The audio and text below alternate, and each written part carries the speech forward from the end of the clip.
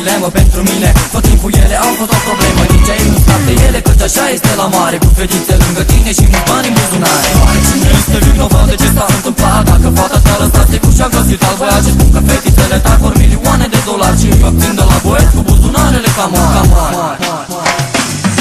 Mergem așa e la mare, tot timpul să stai la soare, cu banii prin buzunare, ține bine să nu-ți bată. Mergem așa e la mare, tot timpul să stai la soare, cu banii prin buzunare, ține bine să nu-ți bată. Bani în buzunare, fete care mai de care sau la umbră, la soare sau pe nisip sau în mare. Și spun că nu ai față de ele, aici greșesc. Banii sunt pe primul loc la mare, hai cu mine și să vezi. Orice fată bucată vrea să te facă, se bazează doar pe interes, doar banul pas o satisfacă. În timpul ferii e beton după lăsatul serii, fetele stac pe tine, ai grijă să nu te